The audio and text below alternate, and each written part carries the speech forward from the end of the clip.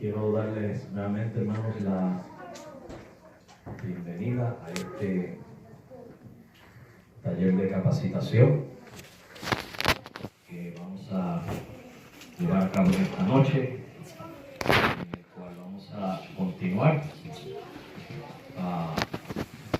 explorando todas estas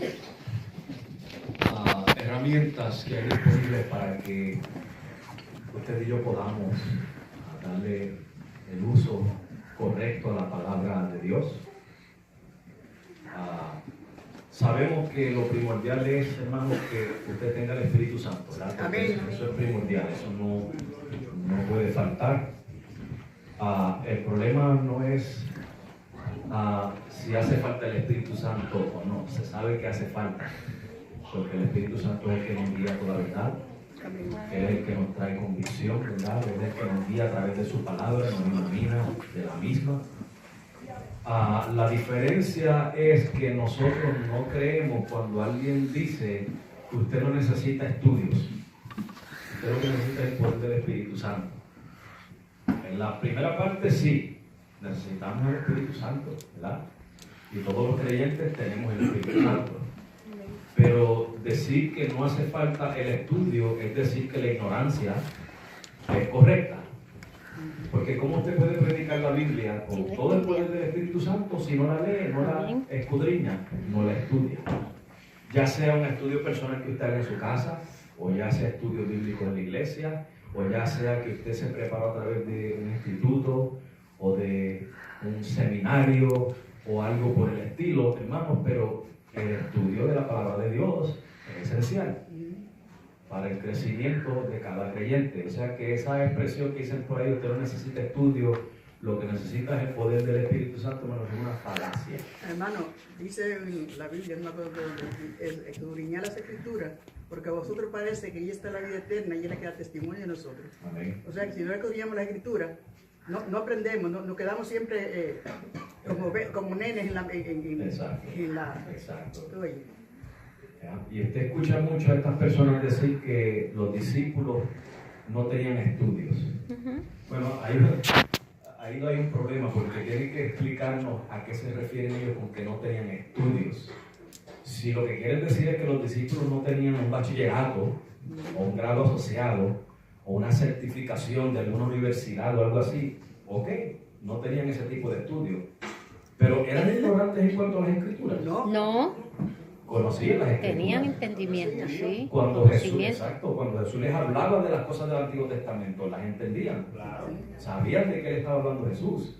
Mas estuvieron 3 años caminando con el maestro de los maestros. No me venga a decir a mí que los discípulos no tenían educación bíblica, que ellos no necesitaron educación, que lo que necesitaron era el poder del Espíritu Santo. No, el estudio de la Biblia de nada les hubiera ayudado sin el Espíritu Santo. Eso es esencial, ¿verdad? Pero que tampoco vengan a promover la ignorancia a costillas del Espíritu Santo, porque el Espíritu Santo no va a trabajar de esa manera. El Espíritu Santo va a hacer uso de su palabra para equipar a cada cristiano. Usted no le puede predicar el Evangelio a una persona inconversa si usted no conoce el Evangelio. ¿Qué Evangelio le va a predicar si no lo conoce? O sea que tiene que tener, aunque sea un poquito de conocimiento. Nadie puede dar lo que no tiene. Exacto.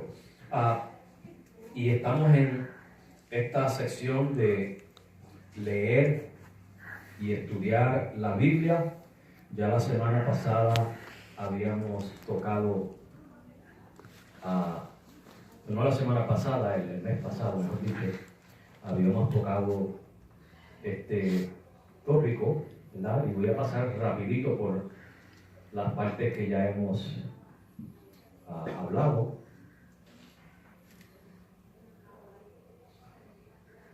Esta fue la parte de la oración, ¿verdad? Vamos a pasar a la parte de leer y estudiar la Biblia. Vimos que hay 3 principios importantes que queremos tener en mente. We need to have 3 important principles in the study of the Bible for personal benefit. Número 1 dijimos que la observación. Number 1 we said it was observation. Eso simplemente significa leer, observar las escrituras. Básicamente es leer las escrituras. So the first principle is observation, which just means to read the scriptures. You're making an observation from Genesis to Revelation. You're looking at it's like if you step back and you look at the panorama, the view in front of you of the city or a valley or whatever it is that you're looking at. That's what you're doing with the scriptures. Es como si usted se parara, hermanos, echar un paso hacia atrás para mirar el panorama de una ciudad o de un valle o algo así por el estilo. Eso es lo que usted hace cuando está leyendo las escrituras de Génesis a Apocalipsis. Está viendo el panorama, ¿verdad? Esa es la observación. Lo segundo es la interpretación, que rapidito le voy a dar lo que hablamos ya en cuanto a eso. The second principle is interpretation, and I'm going to mention briefly what we talked concerning that principle, and we're not done with it, we're still dealing with it. Y todavía no hemos terminado con ese principio, todavía estamos trabajando con él. Y el tercer principio es la aplicación. The third principle is application. ¿Cómo se aplica, hermanos, lo que usted ha podido extraer de las escrituras? So how do you apply what you have extracted from the scriptures? Ya hablamos acerca de la observación, ¿verdad? Que es lectura de la Biblia, y vimos algunas cosas importantes. La interpretación, que es el segundo principio. Vamos a hablar de 3 pasos. Ya hablamos acerca de la exégesis y dijimos que la exégesis es extraer. So we spoke about observation already, which is just reading the scriptures. The second principle that we talked about was interpretation, and we're exploring 3 steps. 3 steps in this principle. We talked already about exegesis, which simply means to extract. You're extracting the meaning out of the passage. You're not forcing your view into the passage. You're extracting what the passage is saying. O sea, extraer es, hermano, que usted no le está forzando su opinión personal al pasaje, sino que usted le está sacando del pasaje lo que el pasaje quiere decir. ¿Okay? Y hacemos preguntas como quién es el autor, quién es la audiencia, cuál es la intención de su mensaje, qué motivó al autor a hablar o escribir, cuándo ocurrió el evento, porque todas estas preguntas ayudan a poder extraer del pasaje lo que está pasando. So who is the author? Who is the audience? What is the purpose of his message? What motivated the author to speak or write? And when did this happen? So you ask questions like those, and it helps you to understand what's going on in the passage. You can extract the meaning of the passage. Y quiero que nos recordemos, hermanos, que lo que estamos buscando es qué quiso decirle el autor a la audiencia en aquella época. ¿Qué fue lo que entendió aquella audiencia en aquella época? ¿Okay? Porque acuérdense que hay unos cambios muy grandes de aquella época a estos. La cultura tiene 2000 años de separación. El idioma, 2000 años de separación. Las leyes, 2000 años de separación. La política, la cultura, la religión, todas esas cosas. Estamos separados por 2000 años y en 2000 años hay muchos cambios. Y si nosotros queremos entender la Biblia, interpretarla basado en nuestra cultura, en nuestra política, en nuestras circunstancias, hermanos, entonces la vamos a malinterpretar. We have to remember that there is a 2,000-year gap between then and now. What the audience understood back then was based on their culture, their religion, their politics, the laws, all these things. And so if we approach the scriptures from our present day culture and politics and language, etc., we are going to misinterpret the scriptures.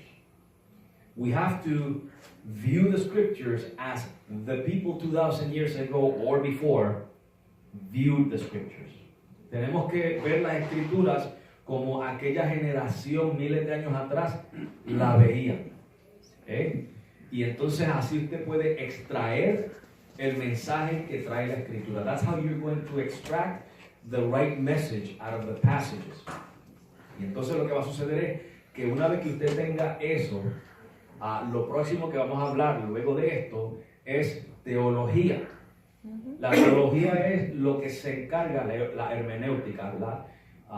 Y la teología se encarga de unir o crear un puente entre la generación de miles de años atrás con esta generación, para que el principio que se aplica en aquella época se pueda aplicar hoy también.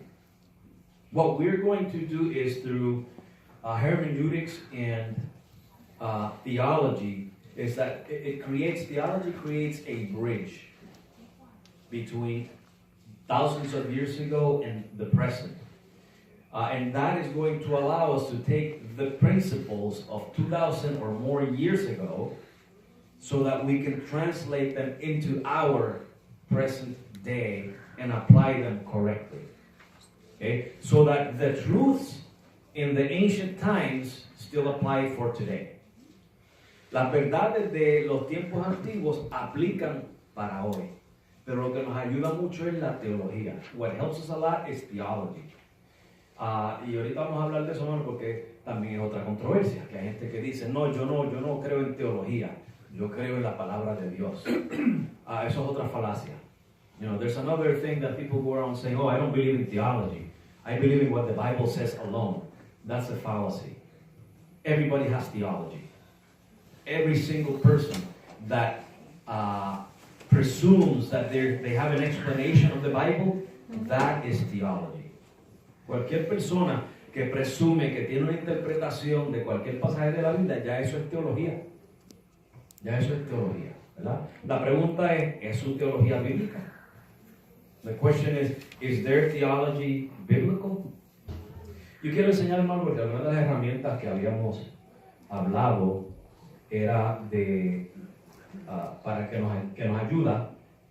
Y hay una Biblia que yo les recomiendo que usted si la puede adquirir. Se llama una Biblia de apuntes. Y básicamente esta Biblia, déjenme agrandarla para enseñarles. Esta es la versión de la Valera de el 1960. Y si usted nota aquí, ¿cuántos ven la manita que está moviéndose? Hay unas rayas ahí, ¿la ven? Sí. Eso es para usted hacer apuntes. Usted está leyendo y de momento el Espíritu Santo le iluminó algo de ese pasaje. Usted lo apunta ahí y lo pone al lado del pasaje. O si usted está escuchando un estudio y hay algo que le interesó, algo que captó su atención, lo apunta ahí. Y así, hermano, usted cuando viene a ver tiene su Biblia llena de información y se le hace más fácil. Perdón, hermano, la Biblia llama apunte. Biblia de apuntes. apuntes. Yo tengo una aquí. Yo tengo la Reina Valera de 60, pero no es la de apunte. Sí, si ustedes quieren, yo la paso para que la miren. Se llama, denme un momentito.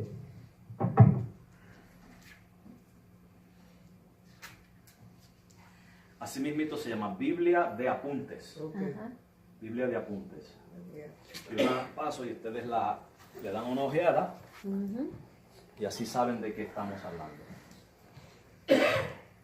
So that's that type of Bible that I'm showing here. It's called an annotation Bible. It has it has this large margin with lines so that you can write down comments or something that you're learning from the passage, or maybe you're listening to a Bible study and something caught your attention and you want to retain that, you write it there next to the passage, and that way you have it there.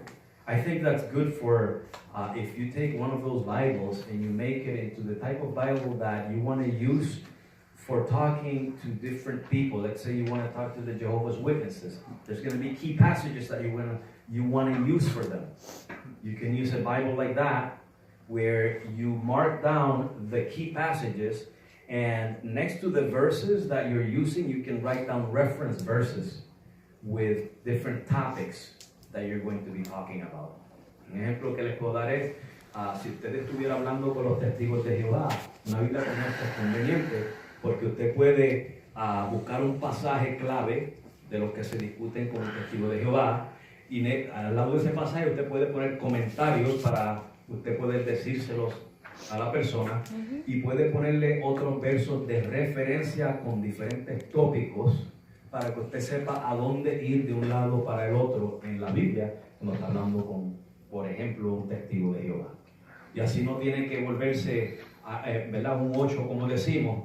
No me recuerdo dónde está, en qué pasaje está, pero yo sé que la Biblia dice esto. Pues así con ese apunte ya lo tienen ahí, ¿verdad? Una buena herramienta para que usted la considere, que es para beneficio personal suyo. Y volvemos al...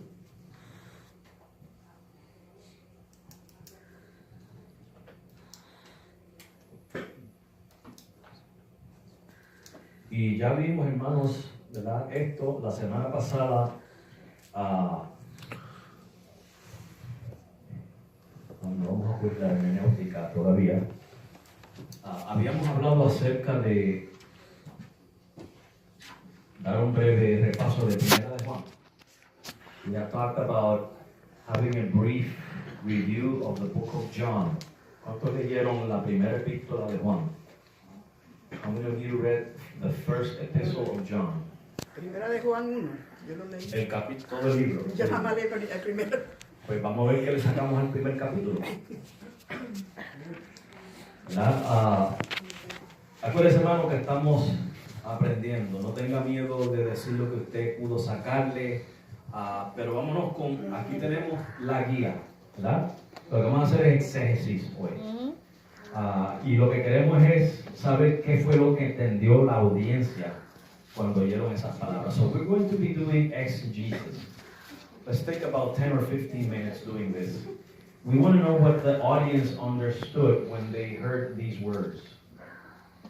Lo primero que vamos a preguntar es quién es el autor. First thing we ask is who is the author. Juan. El apóstol Juan, ¿verdad? Ahora, por lo general, en una epístola, el autor se introduce a sí mismo. Por ejemplo, el apóstol Pablo dice, Pablo, apóstol y siervo de Jesucristo, ¿verdad? Se está introduciendo, dejándole saber de parte de quién es la epístola, la carta. And usually in a letter, the person who's writing the letter identifies himself. For example, Paul says, Paul, an apostle and servant of Christ. That's how he begins his letters. And that's how you know that Paul is writing this letter. Pero ¿qué notamos en esta primera epístola de Juan? What do we notice in this first epistle of John? Que no se identifica, ¿verdad? He doesn't identify himself. ¿Y cómo sabemos que es la primera epístola de Juan? How do we know that it's the first epistle of John? Además de que está escrito ahí, ¿verdad? En imprenta, other than the fact that it's written there with a press, ahí es donde usted tendría, hermanos, que hacer investigación. That's where you would have to do investigation, Joel. Digo que esa es la carta y la epístola empieza más o menos igual que esa. Que dice, al principio era el verbo era Dios, el verbo era Dios. Aquí también dice más o menos lo mismo. Todas las cosas por Que hay ciertas palabras claves que lo identifican con Juan, ¿verdad? There are certain key words that identify the writer with John, right? Lo otro, hermanos, que, o sea, usted puede mirarlo, eso es lo que se le llama la evidencia interna. That's what's called the internal evidence. Y es evidencia que usted encuentra dentro del libro. It's evidence that you find within the book. Hay ciertas cosas que le indican a usted, este estilo me parece a mí el de Juan, o me parece el de Pablo, o el de Santiago, etc. ¿Verdad? Esa es una manera de hacerlo y pudiéramos dar un estudio más extenso de eso, pero para ir por encimita. Lo otro que usted puede hacer también es ver los datos históricos. Eso es la evidencia externa. The other thing you can do is look at historical data, which is that it would be called the external evidence. Y ahí donde usted lee, por ejemplo, ¿quiénes fueron los discípulos de Juan? Porque se dice que, se me olvida el nombre ahora, pero uno de estos discípulos de Juan, no me recuerdo el nombre. De todos modos, habían discípulos de esa época, después que los apóstoles murieron, que escribieron información que nosotros tenemos disponible. Y ellos mismos dicen, esta epístola fue escrita por el apóstol Juan. And so there are these writers, after the apostles died, they were Christian writers who defended the faith, and in their writings, they give us clues because sometimes they will say this letter is written by the apostle John or the apostle Paul or whoever. O sea que tenemos evidencia externa también. Por eso es bueno, hermanos, que cuando usted tiene una Biblia de estudios, usted lea muchas veces la introducción, le dice título, autor y fecha, contexto histórico, porque en esa parte de autor y fecha le da los datos, cómo se determinó que ese libro lo escribió tal o cual persona. If you get a study Bible, a lot of times they come with an introduction where they give you the title, the author and the date and other facts, and they give you all the details of who wrote the book and approximately when it was written, and it lets you know why they think that this unidentified author was the one who wrote the epistle. ¿Sí? O sea que ya sabemos aquí entonces que esta epístola, ¿verdad? Vamos a asumir que hemos hecho toda la investigación. ¿Sí? Let us assume that we've already investigated all this and that we are convinced that John wrote this epistle. Estamos convencidos de que Juan escribió esta carta. Hermano, un poquito. Primero es que yo aprendí de 1 de Juan 2. Bueno, yo aprendí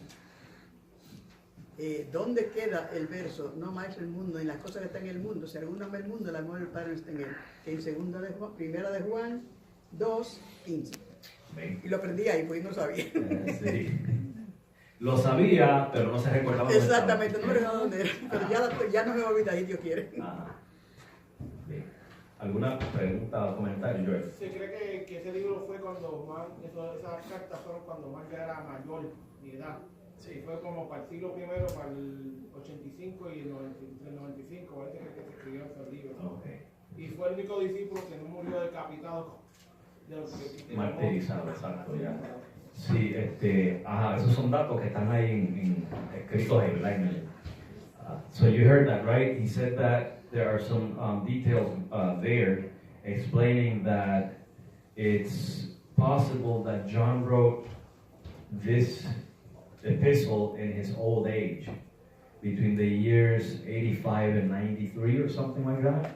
Now, they explain why they think that. So it's good to read that. Estos escritores que nos dan estos detalles explican por qué se cree eso, por qué se entiende que se escribió cuando él tenía tantos años o para tal fecha. Ellos dan las explicaciones. ¿Okay? La segunda pregunta, entonces, gracias. Exacto, en mi Biblia dice que las epístolas de Juan son diferentes al resto de las otras epístolas porque fueron epístolas que fueron generales, que fueron hacia todos los cristianos y no hacia una iglesia en específica. Okay. So, you heard what Liz said?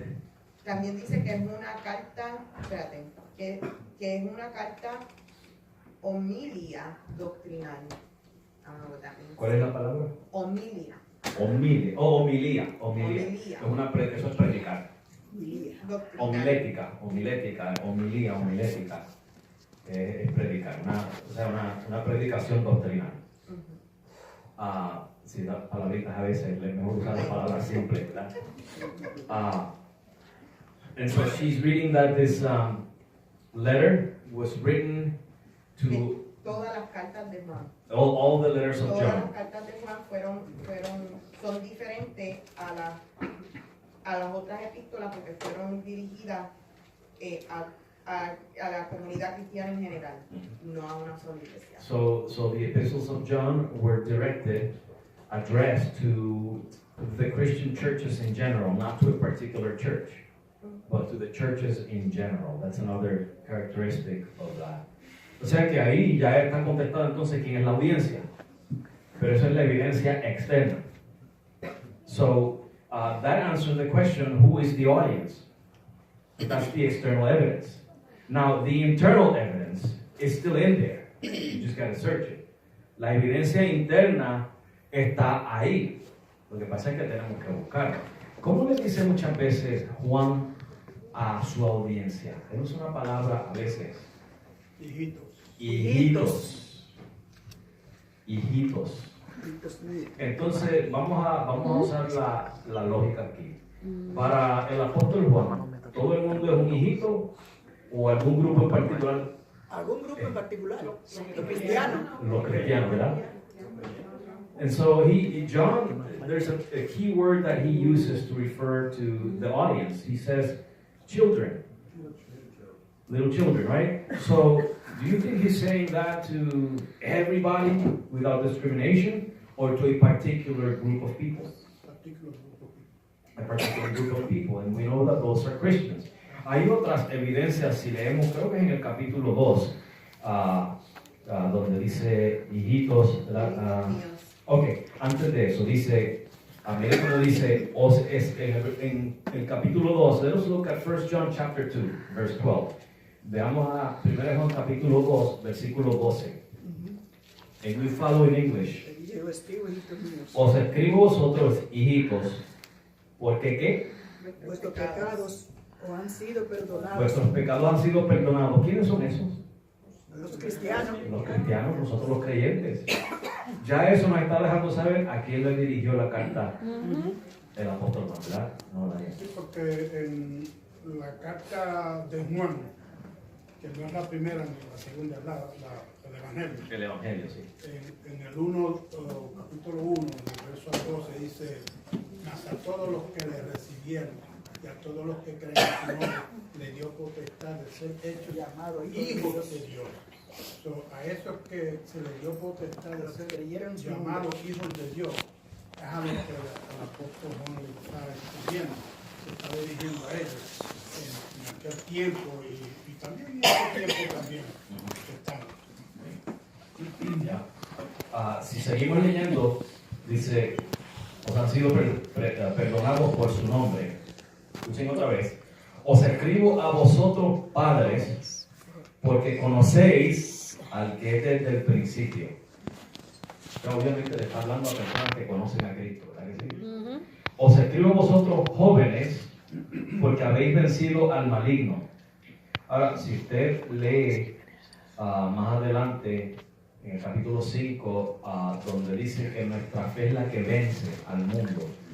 Los jóvenes que han vencido al maligno, es porque lo han hecho porque han creído en Jesucristo. Amén. Pero está hablando a jóvenes creyentes, ¿verdad? Os escribo a vosotros, hijitos, porque habéis conocido al Padre. Os he escrito a vosotros, padres, porque habéis conocido al que es desde el principio. Os he escrito a vosotros, jóvenes, porque sois fuertes, y la palabra de Dios permanece en vosotros, y habéis vencido al maligno. O sea que está claro en ese capítulo a quien Juan le está escribiendo la carta, ¿verdad que sí? So it is clear in that passage who John is writing to. ¿Okay? O sea que ya sabemos quién es el autor y la audiencia. La intención de su mensaje, the purpose of his message. Había gente que estaban descarrilando a falsa doctrina y él quiso como llamar la atención en el medio de la predicación para que volvieran, no se dejaran engañar por otra falsa religión. Falsa doctrina, ¿verdad? La intención de Juan era corregir o por lo menos informarle a los creyentes en cuanto a falsas doctrinas. En el capítulo 2, ¿verdad? Nos deja saber que en el versículo 18, en verse 18, chapter 2, hijitos, ya es el último tiempo. Ustedes saben que la Biblia siempre ha hablado de los tiempos finales. Y muchas personas dicen que estos días son los días finales. Bueno, sí lo son, pero eso no es una noticia nueva. Los días finales comenzaron desde aquella época. Por eso dice, ya es el último tiempo, y según vosotros oíste que el anticristo viene, así ahora han surgido muchos anticristos. Por eso conocemos que es el último tiempo. Y si usted sigue leyendo, él les habla acerca de los anticristos, ¿verdad? Y si sigue leyendo, va a notar que Juan está hablando de el que no confiesa que Jesús vino en carne. Esos son los anticristos. El que no tiene al Hijo tampoco tiene al Padre. O sea que eso es lo que Juan está diciendo a la iglesia. Miren, hay unos que se meten en las iglesias que dicen que son santos, que dicen que son creyentes, pero no creen que Jesús vino en carne. Pues esos son anticristos, esos no son verdaderos creyentes. Esos tampoco tienen al Padre. No se dejen engañar de ellos, no los permitan infiltrarse en las congregaciones, ¿vale? ¿Sabes? Eso no es lo que dice, pero por inferencia podemos deducir eso. And so when he addresses the church and he warns them about these antichrists, if you keep reading, you're going to see how John says that whoever does not confess that Christ came in the flesh. These are the false teachers that he's speaking of. If they say that Christ did not come in the flesh, then that is the spirit of Antichrist. And then he says that if they don't have the Son, they don't have the Father either. So don't let yourself be fooled by these people. They may have an appearance of holiness, but they are not believers. They are Antichrists. Y si sigue leyendo, hermano, va a notar que, por ejemplo, Juan dice probar los espíritus. Creo que es en el capítulo 4. I think it's in chapter 4 where John says to try the spirits, to test the spirits.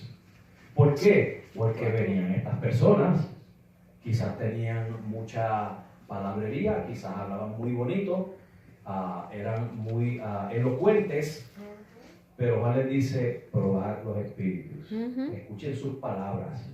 Si no confiesan que Jesucristo vino en carne, si no tienen la doctrina correcta de Jesucristo, ese espíritu no es de Dios. So he warns the Christians and he says, test the spirits. When these people come into your congregations, and it doesn't matter how beautiful they talk, how eloquent they are, listen to their words and try them. Test them by the scriptures. If they do not confess that Christ came in the flesh, then that's not the Spirit of God. O sea que ese es el mensaje que él está dando a la iglesia. La intención era poner a la iglesia en alerta contra estos falsos maestros. So his purpose was to alert the church with regards to these false teachers or these antichrists. Eso nos contesta también qué fue lo que motivó al autor a hablar, o cuál fue la ocasión. So that also answers the next question. What motivated the author to write this, or what was the occasion?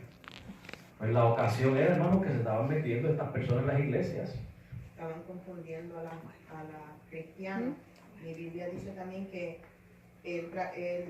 una de las razones era que él quería afirmar a los cristianos cuáles eran sus cualidades cristianas y restablecer que ellos tenían una relación con Dios. Yes. Y que tenían conocimiento de su Hijo. Yeah. Y lo lleva a cumplir con una ética y moral cristiana. Entonces, darle esa conexión entre ellos, entre cristianos y Dios Padre y Dios Hijo. Y eso tenía que ver también con esto, porque el problema es que estos que se infiltraban decían que ellos tenían la verdad. Y ellos tenían unas normas por las que se guiaban de supuestamente santidad. estaban en austerismo. Sí, ellos tenían unas normas, unas éticas de santidad y al parecer eran superiores a los creyentes. Y esto pues esto trae confusión, puede turbar a una persona. Yo no he visto como esta persona, yo no tengo el estándar de esta persona. ¿Será que yo no soy un hijo de Dios? ¿Será que yo no soy cristiano? Y por eso es que en los primeros capítulos Juan le deja saber que cuando habla de la sangre de Cristo nos limpia de todo pecado. No es eso que ellos están haciendo. La sangre de Cristo es la que nos limpia de todo pecado. Y si pecare alguno, abogado tenemos para con el Padre. Amén. No ángeles, porque muchos de estos que venían metían ángeles en el medio también. Que eso tenía que ser a través de ángeles, la intercesión entre Dios y el hombre. ¿Verdad? Si usted nota, hay un patrón que Juan está siguiendo para asegurar a los cristianos, para que se sientan en confianza con el Señor, que sepan que no, en Cristo tú encontraste tu salvación. Amén. Tu santidad está en Cristo, tu justicia está en Cristo, todo lo que tú necesitas está en Cristo. Ahora le dice, no améis el mundo ni las cosas del mundo. ¿Okay? O sea que el estar en Cristo no le daba tampoco licencia para hacer lo que quisiera. ¿Okay? Ahora, estos falsos maestros que estaban entrando a la iglesia eran del mundo. Y las cosas que ellos enseñaban eran del mundo. No necesariamente eran cosas inmorales. Eran cosas positivas. Quizás ellos se abstenían de ciertos alimentos o se abstenían de ciertas apariencias. Por ejemplo, los que eran austeros vestían saco. Se vestían como de saco para aparentar humildad y santidad. ¿Okay? Ahora, ya eso es filosofía del mundo. Y por eso Juan le dice, no améis el mundo, ni las cosas del mundo. O sea, mundo no es necesariamente fornicación y adulterio. Sí está incluido ahí, pero hay que ver el contexto del pasaje. Esto eran personas, hermanos, que si usted estudia el contexto cultural histórico, va a ver que estas personas tenían un supuesto estándar superior al de los cristianos. Y querían arrastrar a los cristianos a ese estilo de vida. Igual le dicen, mira, eso es del mundo, no améis el mundo ni las cosas del mundo. El mundo se deja llevar por esa gente. El mundo se impresiona con ellos porque visten de saco, viven en monasterios y tienen esto y tienen aquello, pero los trae nuevamente a Cristo. And so if you notice, John is telling them, listen, the blood of Jesus cleanses you from all sin. And he tells them, you have the Son. And since you have the Son, you also have the Father. So he's reassuring them of their salvation, of their standing before God in Christ. And these false teachers that were coming to the church, these antichrists, they came with a different set of standards and ethical principles of what holiness was. They didn't eat certain foods. They didn't give their body certain pleasures. For example, they would dress with certain clothing that supposedly reflected humility and holiness, but that was just all their own philosophy. And notice that John says in one of the passages, chapter 2, that do not to love the world nor the things of the world. And we immediately think about sin, like fornication, adultery, and all that stuff, the pleasures of the world. That may be included there, but the context here is about these false teachers, and the historical context was that these people claimed to be holier than them. They claimed to be following the right path of holiness. But once you depart from Christ, once you have a holiness that's superior to Christ's holiness, that's a philosophy of the world. The world is impressed by people like that. And so that's why John tells them, listen, don't love the world, nor the things of the world. That type of philosophy, that teaching that puts Christ aside, that considers Christ not human, that he didn't come in the flesh, and that for you to be holy, Christ's sacrifice is not enough. You have to put yourself all these types of clothing that are going to make you holy. That's of the world. So don't love the world, nor the things of the world. Does that make sense? Tiene su sentido, hermano. Ven como hermano, si vamos poquito a poco viendo y poniendo todo en su sitio, se va aclarando qué es lo que está pasando en el pasaje, ¿verdad? Lo otro es cuando ocurrió el evento, ya eso yo lo contestó, que fue más o menos para la época del 85 al 93 por ahí. Si usted lee historia de esa época, usted ve qué estaba sucediendo durante ese tiempo. Las filosofías que estaban corriendo en aquella época, la cultura, la política, todas esas cosas, las religiones que se habían levantado. Y todo eso le da una idea de qué es lo que está sucediendo aquí, que nos ayuda a entender por qué Juan escribió esto. Joel, ¿alzaste la mano? Sí, ese grupo era parte de como los fariseos. Ellos estaban mezclados.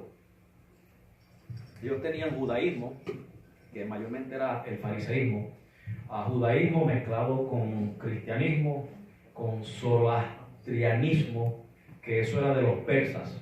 Cuando los judíos fueron llevados a Babilonia, ahí se originó había una religión que se llamaba zoroastrianismo. Y era esas tres cosas más el paganismo mezclado. Y entonces, pues, de todas esas mezclas que ellos tenían, ellos sacaron su propio, supuestamente, cristianismo.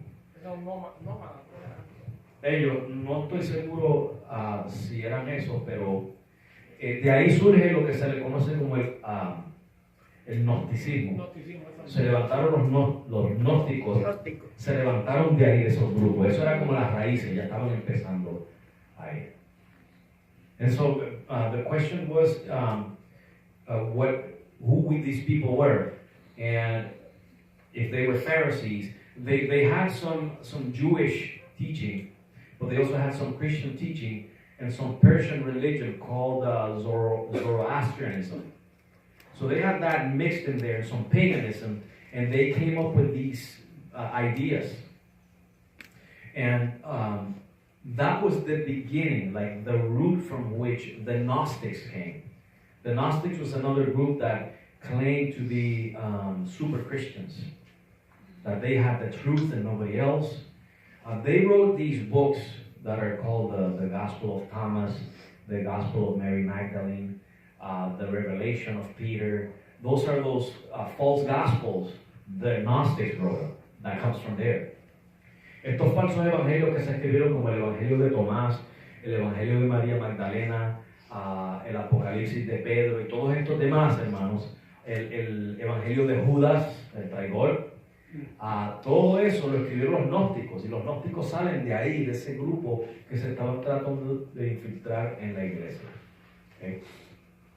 Hermano, cuando yo estaba dando los primeros pasos en el cristianismo, allá en Harvard, a mí se me llevó la iglesia en cada esquina. La única iglesia bautista era la que estaba en Manamón. Entonces, claro, nosotros teníamos ciertos días de culto y habían otros días que no teníamos culto. Entonces yo digo, yo puedo quedar aquí, tengo que escuchar palabras de Dios. La iglesia está cerrada, pero yo tampoco tenía el entendimiento de que se iba a predicar allá o algo. Y yo me iba y veía muchas mujeres que venían con sacos puestos. Y venían 2 o 3 hombres también y peleaban a danzar y a correr de un lado a otro, corriendo y gritando, aleluya, aleluya, gloria a Dios, y poniéndole las manos por encima. La gente se caía para atrás. Entonces las personas sabían mucho, pues tenían tremendo respeto. Claro que hay que tener respeto a las personas, pero tenían como un miedo, ¿entiendes? Y no sé, yo digo, para mí, yo siempre digo que eso no era del Señor, no era del Señor. Algo me decía, eso no es de Dios. Porque nosotros, cuando leemos el Nuevo Testamento, no vemos a nuestro Señor Jesucristo gritando, porque de otra manera los apóstoles lo dicen escrito. Pero no era así. Ni los apóstoles. ni los discípulos, o sea, le hace el libro de los Hechos para que usted vea, hermanos, que la iglesia no practicaba tales cosas, ¿verdad? Como lo que describe el hermano Daniel, que visitó una iglesia donde se vestían con saco, y hacían ciertas prácticas que, si usted lo busca en el libro de Hechos, no están ahí. La iglesia no lo practicaba. Si lo busca en las epístolas de los apóstoles, no va a encontrar nada de eso. O sea, que eso son cosas ya, hermano, que ya, ¿de dónde viene eso? Y la pregunta es si viene del mundo. Porque de la Biblia no viene. Tiene que venir del mundo. Eso de acuerdo a lo que me dijeron, que eso venía que cuando más o menos un hermano pecaba, entonces se ponía ese saco encima para no sé, para castigarse. Eso eran prácticas de la ley, de vestirse de saco y cilicio. Y se ponían las cosas cerca del saco. Pica. Digo, para mí aquello eran sacos de papa. Porque eso pica a uno. Sí. Y ellos se ponían eso para Castigar su cuerpo. Castigándose. Eso es gnosticismo, eso es lo mismo que el gnosticismo. Los gnósticos hacían eso también y después eso corrió a la vida monástica. ¿Verdad? Los que vivían en los monasterios, que se latigaban la espalda, eso es castigar el cuerpo. O sea, ya eso no viene siendo bíblico. Y todo eso es lo que el apóstol Juan nos está señalando. Vieron ahí, hermanos, que hay un principio que es el del austerismo, el de una falsa humildad superficial, lo de castigar el cuerpo. O sea, la teología que podemos sacar de ahí es que ninguna de esas cosas justifican ni santifican al pecador. Ni salvan. No lo salvan. Ahora, ¿cómo aplica eso para nosotros hoy en día? Hay que traerlo a nuestro... Eso es lo que queremos ver, no quiero adelantar, ¿verdad? Pero ¿cómo sacan? Porque hoy en día no hay gnósticos. Pero hay ciertas religiones que se han levantado que tienen un poquito de gnosticismo. ¿Verdad? O sea, ¿cómo aplica entonces eso a nuestros días? ¿Okay? ¿Hay alguna pregunta o comentario, hermanos? Me gusta el versículo 8, que cuando ellos dicen que no tenían pecado, esa gente dice que no tenían pecado, entonces le dice, no tenemos, dale lo mejor, si decimos que no tenemos pecado, nos engañamos nosotros mismos y la verdad no está en nosotros. Si confesamos nuestros pecados, Él es fiel y justo para perdonar nuestros pecados y limpiarnos de toda maldad. Entonces, yo oía que decía, si ellos tienen pecado, ¿de qué vale la sangre de Cristo? Que es que nos limpia, no hace falta la sangre de Cristo.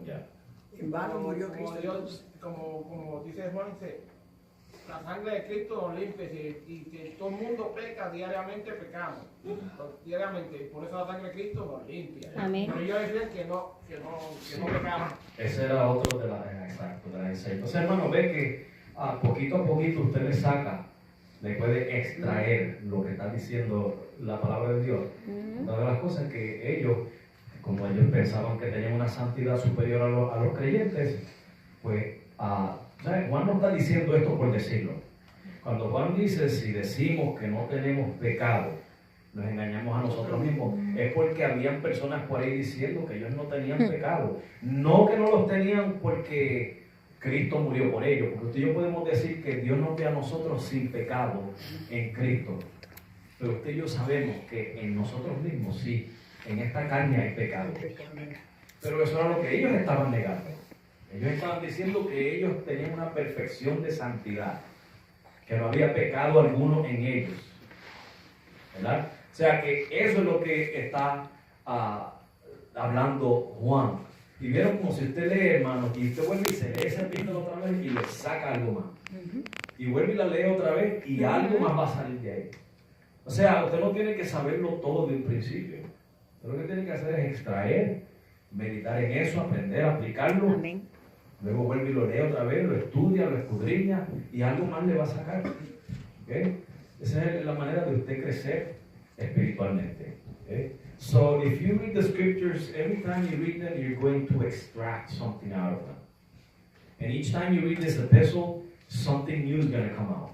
And Joel was talking about verse 8, where it says that if we say that we have no sin, we deceive ourselves and the truth is not in us. These people that presumed that they were holier than anybody else That's what they claimed, that they were sinless. They didn't have even a drop of sin in them, that they were perfect. And that's what John is attacking there, defending the church, defending the faith, and telling them, listen, these people say that they have no sin. If we say we have no sin, we are deceiving ourselves and we are liars. The truth is not in us. And then we make God a liar because God says that there is sin in us. Okay? Does that make sense? ¿Tiene sentido eso, hermano? Ahora el pecado de condenación no está. No está para nosotros. Ya Cristo lo echó para afuera, lo resolvió.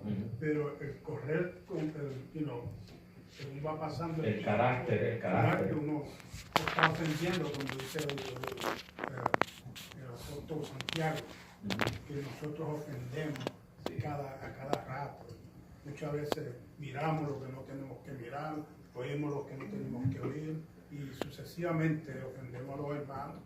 Claro, hay falta de amor también, pero el pecado de condenación ya eso desapareció de nosotros. En esa parte podemos decir que no tenemos pecado en el sentido de que ya no estamos condenados, que estamos en Cristo. Y en conversaciones muchas veces con el barbero mío, que ya yo dejé de ir ahí, pues yo le dije, mira, todos tenemos pecado, pero yo soy salvo, y te lo digo delante de ti, con mucha honra, en el nombre de Jesucristo. Yo soy salvo porque Cristo me limpió de todo pecado. ¿Entiendes? Pero si yo cuando cometo mis pecados, no es que yo voy detrás del pecado. ¿Entiendes? Es que con mi tropiezo. Entonces, pues, no lo cometo si yo sé que porque hay que amar a Dios. Pero, no, que para allá, que si para acá, yo dije, bueno, yo no sé. Yo no sé de ti, yo sé de mí. Tú eres un carácter diferente a mí. So, examínate a ver dónde tú estás parado. Mano, eso iba yo a decir, de verdad, sabemos que pecamos, ¿verdad? Pero también sabemos que tenemos el Espíritu Santo que nos redarguye y cuando nosotros queremos cometer un pecado, Él nos va a permitir que lo hagamos. Y si algo hacemos, nos hace saber que tenemos que pedir perdón. Porque no podemos decir, no, porque Jesucristo limpió de todo pecado con su sangre, querer meternos a hacer pecado, porque hay cosas que... Porque si yo no quiero comerme una comida, no me la como. La puedo mirar y no me la como. Y si me va a hacer daño y me la comí, no, la culpa es mía. Exacto. ¿Te das cuenta? Pasamos a la próxima parte. A la próxima parte del próximo segundo principio, y habíamos empezado un poquito a discutir, es la hermenéutica. Y básicamente la hermenéutica es aprender a usar herramientas que nos ayudan a entender el pasaje un poquito más todavía. Dice que la hermenéutica bíblica es el estudio de los principios y métodos de la interpretación del texto de la Biblia. Exégesis es extraer, hermenéutica es interpretar.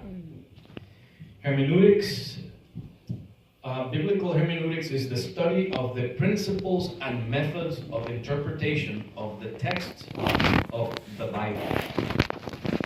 Okay, so while exegesis is extracting from the scriptures, hermeneutics is interpreting the scriptures.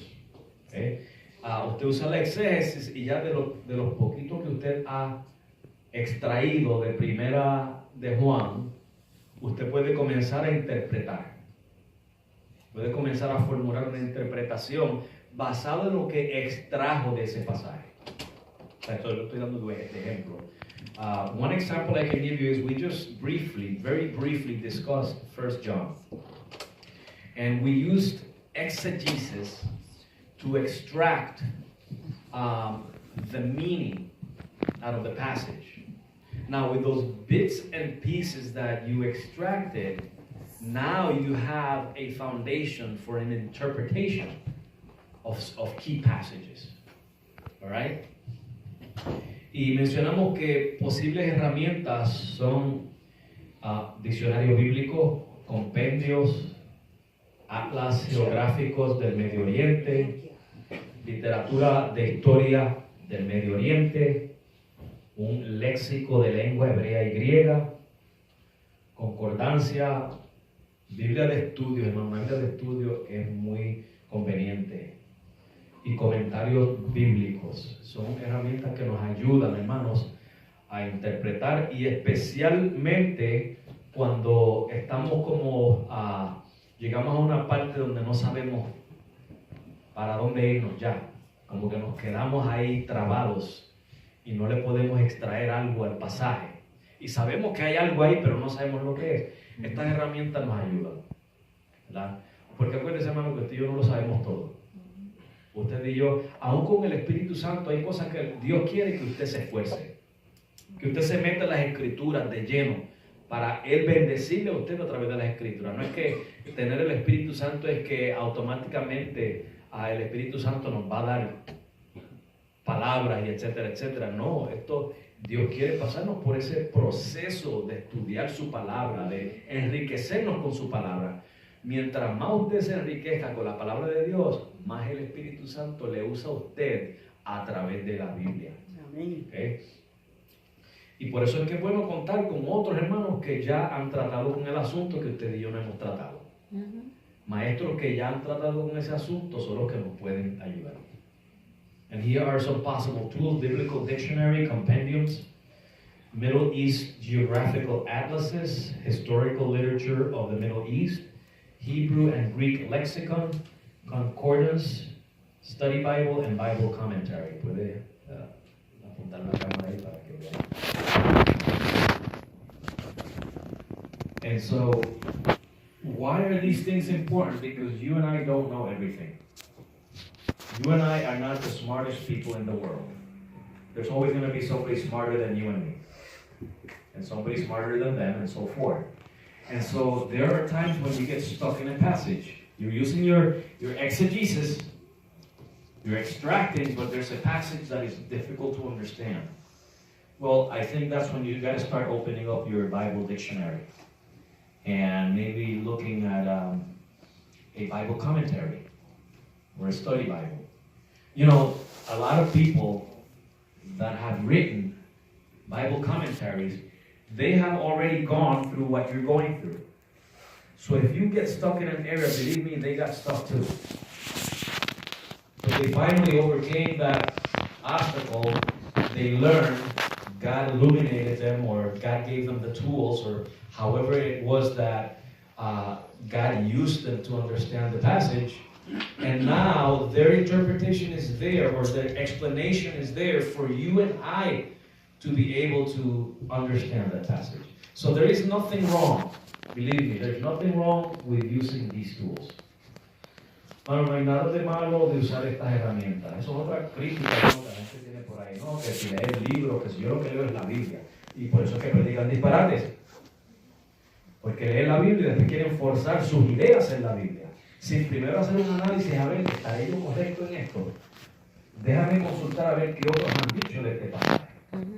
¿Tiene algo de malo consultar, hermano, con otros? No tiene nada de malo. Al contrario, El uno sabio aprende, ¿verdad? El sabio busca consejo. Eso es lo que debemos hacer usted y yo si verdaderamente somos sabios. Buscar el consejo de otros. Buscar la enseñanza de otros. Siempre y cuando su enseñanza sea bíblica, ¿verdad? Y sana doctrina. And so another thing I hear is people who say, oh, I don't read books. I just read the Bible. Yes, I know you do. Because I can notice every single error that you're spewing out of your mouth.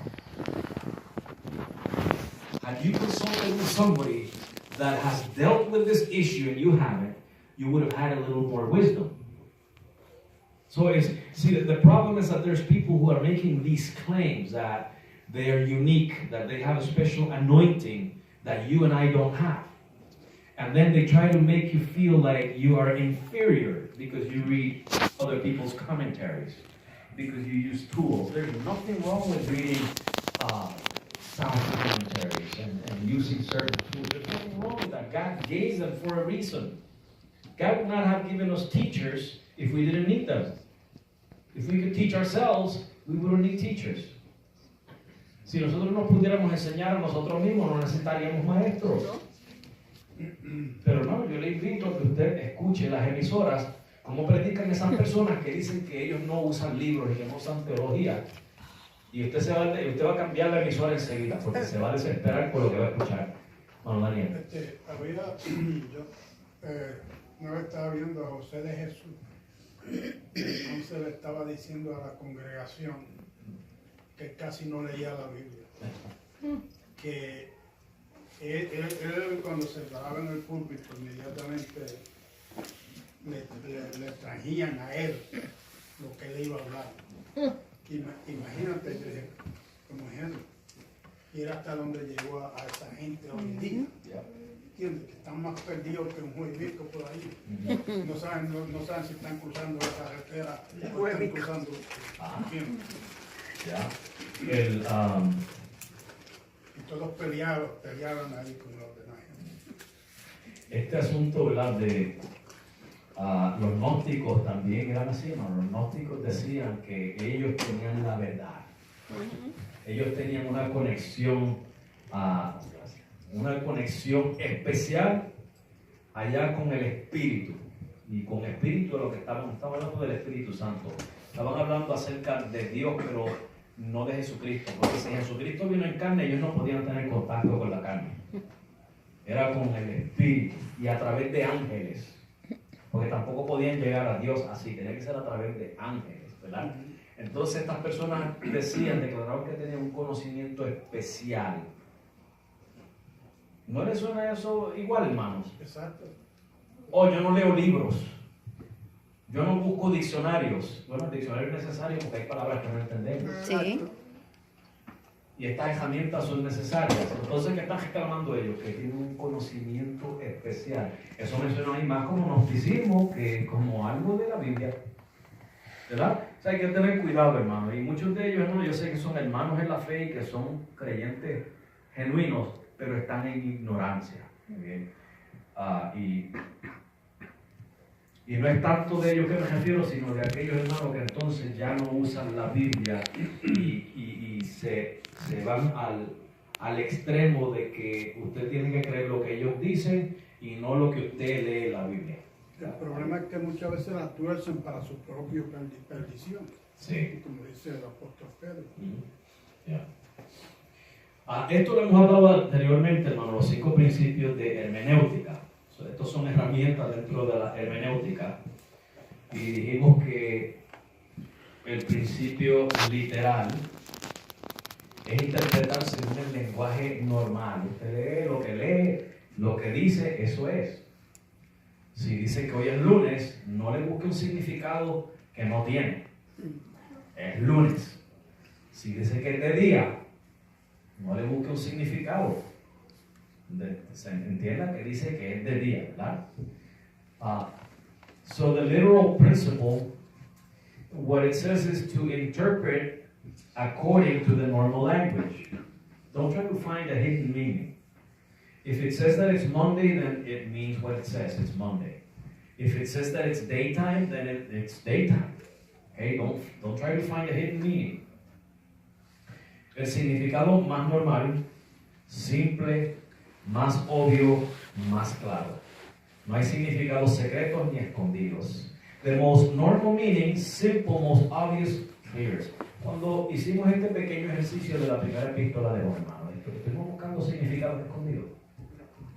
No. Usamos lo que había ahí obvio, ¿verdad?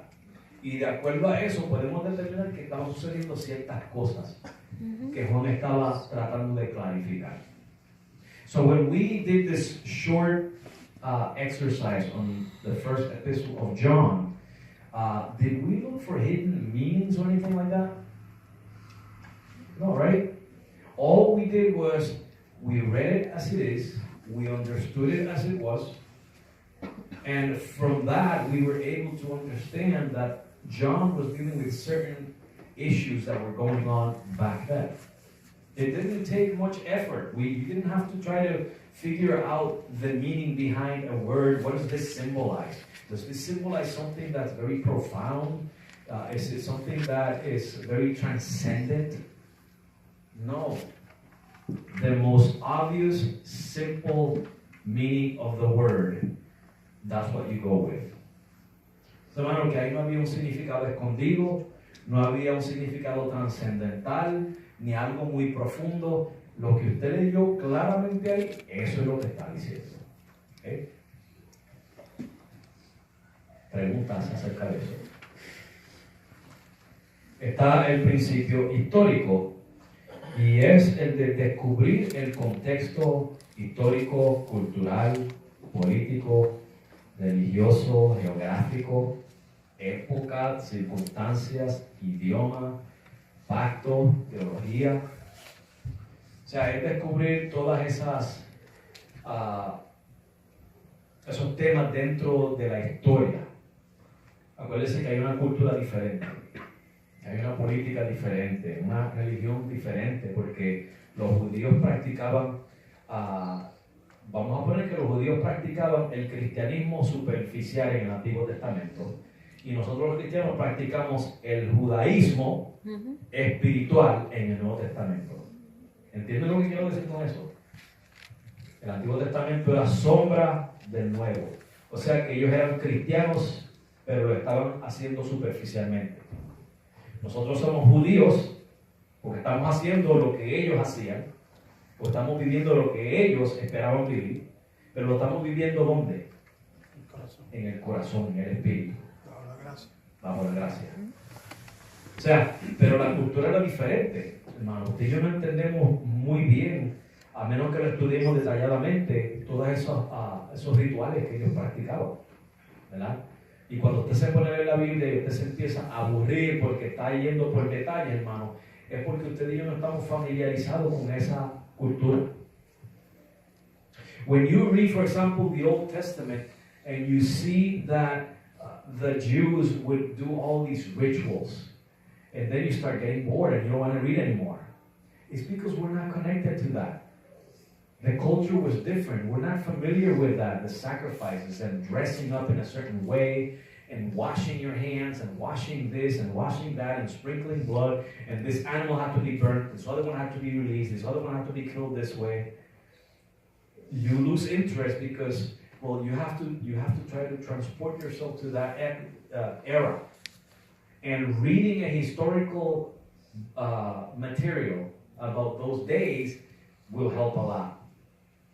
Y los recortes que se daban los hombres, que de eso, y también un gorrito, que eso es una cultura de ellos. O sea, si usted quiere imitarlo a ellos, pues usted tiene que comprarse todo eso también. Tiene que cumplir con todo, exacto. Cerramos aquí, hermanos, para la próxima. ¿Hay alguna pregunta o comentario acerca de esto? Do you have any questions or commentaries? Amén.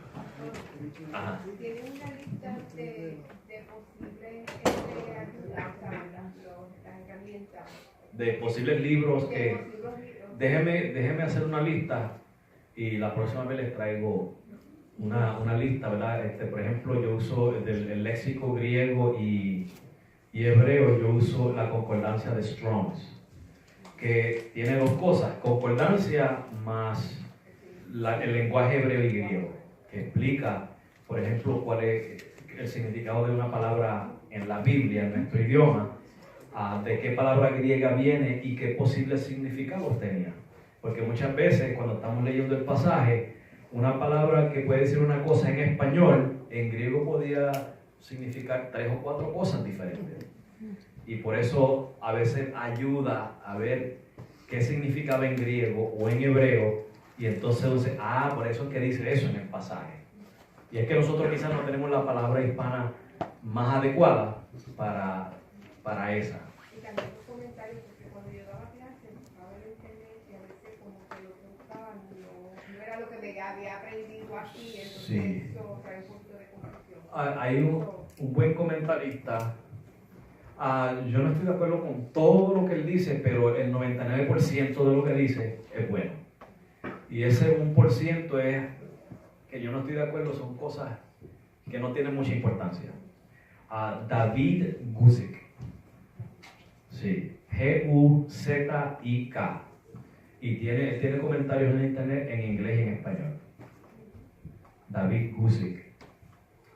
También en cuanto a libros, John MacArthur, el pastor John MacArthur, tiene buenos comentarios del Nuevo Testamento.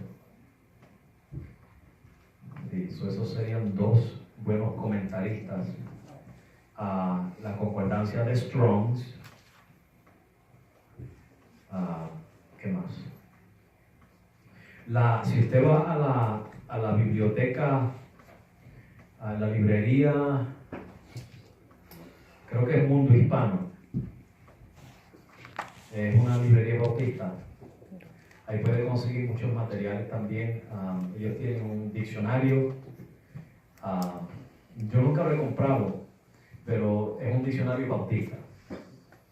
Editorial Mundo Hispano se llama. ¿Y dónde queda eso, hermano? ¿Dónde queda? Eso tiene que buscarlo en el internet. Editorial Mundo Hispano. Pero aquí en West Springfield está la librería cristiana Morningstar. Cualquier cosa que usted necesite, si no lo encuentra ahí, ellos se lo ordenan. Un diccionario cristiano, yo quiero comprar un diccionario. Sí. Pues, sí. Y Dayana va a ir siempre a comprar algo para la escuela. Sí, lo puede buscar en el internet, apunta la información y se lo dice allá en Morningstar para que ellos le envíen, se lo manden a buscar. Sí. Ya, Editorial Mundo Hispano.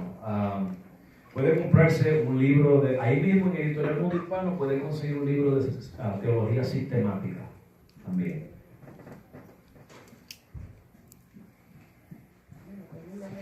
Pero más o menos yo les voy a dar una lista de qué cosas yo usaría. Amén. Podemos hacer despedidos entonces, hermanos, si no hay preguntas ni comentarios. Amén.